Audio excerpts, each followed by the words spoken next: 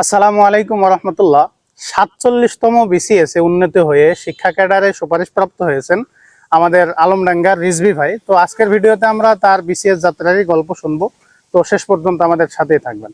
আসসালামু আলাইকুম। ওয়ালাইকুম আসসালাম। কেমন আছেন ভাই? আলহামদুলিল্লাহ ভালো আছি। আপনি ভালো আছেন? আছি আলহামদুলিল্লাহ, ভালো আছি। তো আপনার বিসিএস যাত্রার শুরুর গল্পটা যদি আমাদেরকে একটু বলেন। শুরু বলতে আমার আহ, আমার আম্মা মারা যাওয়ার পর ওনার ইচ্ছা ছিল যে আমি বিসিএস ক্যাডার হই। আর বিশেষ করে আমি এর আগে 45 এবং 46 দিয়েছিলাম, কিন্তু আমার প্রস্তুতি ছিল না। তবে এই 47-এর থেকে আমি মানে সিরিয়াসলি প্রস্তুতি নিই আর কি, যে বিসিএস দিব আর কি, ক্যাডার হইতে হবে।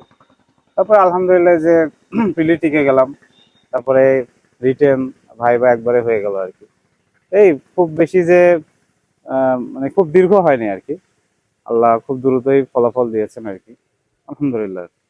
তো আমরা জানি যে বিসিএস এর অনেকগুলো ক্যাটাগরি আছে, তো সবগুলোর মধ্যে আপনার প্রধান চয়েস কি ছিল? প্রধান চাকরি আমার একমাত্র চয়েস ছিল শিক্ষা ক্যাডার। আমি ছোটবেলা থেকেই মানে শিক্ষক হতে চাই। আমি দীর্ঘদিন টিউশনি করাতাম। পড়াতে খুব ভালো লাগে। পাশাপাশি প্রচুর বই পড়ি, সাহিত্য, ভাষা সাহিত্যের সাথে মানে এগুলো প্রচুর পড়া হয় আর কি। তো এই জন্য ছোট মানে যেহেতু আমি ইংরেজি সাহিত্যের ছাত্র, আমার ইচ্ছা ছিল যে সাহিত্য পড়াবো। আর কবিতা লিখি, লেখালেখি করি, আমরা জানেন আমার বই আছে। তো সেই ক্ষেত্রে আমার কাছে মনে হয়েছে যে শিক্ষকতাই হয়তো আমার জন্য সব থেকে মানে এটার সাথে হয়তো আমার ব্যক্তিত্বটা যায় আর কি। এজন্য আমি শুধু শিক্ষা ক্যারিয়ারই চয়েস দিয়েছিলাম। আলহামদুলিল্লাহ আল্লাহ কবুল করছেন আর কি।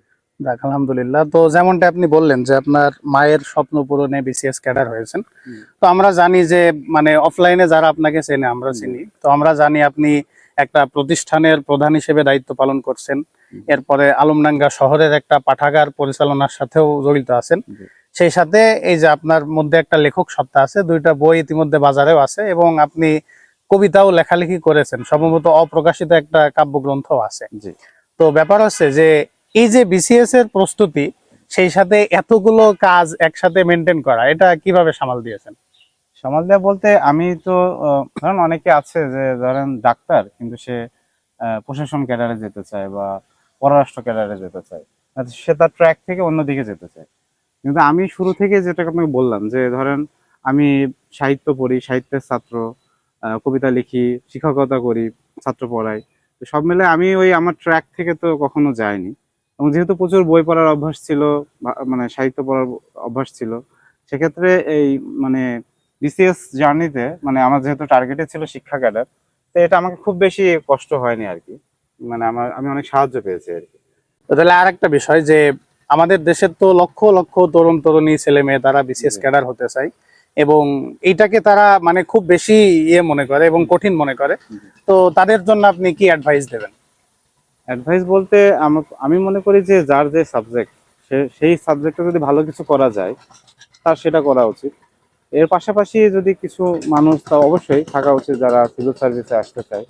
তো সেক্ষেত্রে বলবো যে নিজের সাবজেক্টটার পাশাপাশি এটা কঠিন কিছু না, মূলত একটু গুছিয়ে প্রস্তুতি নিতে হয়।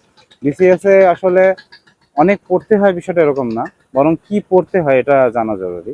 তো সেক্ষেত্রে গুছিয়ে আমি মানে গুছিয়ে যদি একটু প্রস্তুতি নেওয়া যায়, যে বিষয়গুলা পরীক্ষা অনেক বেশি আসে বা গুরুত্বপূর্ণ, সেগুলো যদি আমরা একটু গুছিয়ে এবং যে মানে সোর্সগুলো একটু ভালো করে পড়ি, তাহলে আশা করি এটা জার্নিটা খুব বেশি কঠিন না। অনেকেই ভয় পায়, অনেক মনে করে যে অনেক বেশি পড়তে হয়, সেটা না। আমি খুব, যেমন আমার রিটেন পরীক্ষার সময় 2 মাসেরও কম ছিল, কিন্তু আলহামদুলিল্লাহ আমি একটু নিজের মতো করে গুছিয়ে নিয়েছিলাম। প্রচলিত বইপত্রের বাইরে গিয়ে যাচ্ছে যে এখন তো এআই এর যুগ, এআই দিয়ে আমি আমার নিজের মতো করে আমার পড়াটা গুছিয়ে নিয়েছিলাম, তো যেটা আমি খুব হেল্প পেয়েছি আর কি, এবং আমার জন্য সহজ হয়েছে। আমি মনে করি যে যদি কেউ নতুন কেউ চেষ্টা করে যে বিসিএস এর জন্য, এবং সাক্ষাতে আমার সাথে সাক্ষাৎ করলে হয়তো আমি তাকে ওই মানে সহজ করে দেওয়ার যে ব্যাপার, আমার কাছে যেটা যেটা মনে হয় সেটা আমি হয়তো চেষ্টা করতে পারি আর কি, তাকে হয়তো কিছু পরামর্শ দিতে পারি।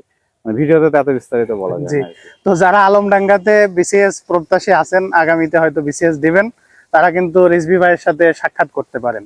তো সর্বশেষ একটা বিষয়, সেটা হচ্ছে আমরা জানি যে আপনি একজন লেখক এবং কবি। তো আজকে আমাদের অডিয়েন্সদের যদি কোনো একটা কবিতার লাইন শোনান। আচ্ছা।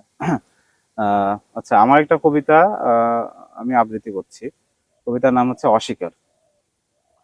আহ, কোনো এক অনন্তকাল পরে তুমি আমি উতলা উথিত হব কোনো এক বিদীর্ণ নভপারে, বিচ্ছুরিত জলগঙ্গার ঢলে আকাশে ওরা পর্বতের চূড়াগুলো বিচূর্ণ হয়ে গড়িয়ে পড়বে আশপাশ, চারিদিক বিতীর্ণ করে। অতঃপর ধুলোয় আলোয় অন্ধকারে কোনো স্মৃতিকাতরতা ছাড়াই, স্মৃতি ছাড়াই তুমি আমি নগ্নতা মেখে হাঁটবো সীমা ছাড়া ওই গন্তব্যের দিকে। বলবো না কথা কিছুতেই তবু, যতই পেরেশান লাগুক তোমারে তাহারে, এ এক জীবন কতই না অস্বীকার করেছ আমার। ধন্যবাদ। মাশাআল্লাহ, খুব সুন্দর আবৃত্তি।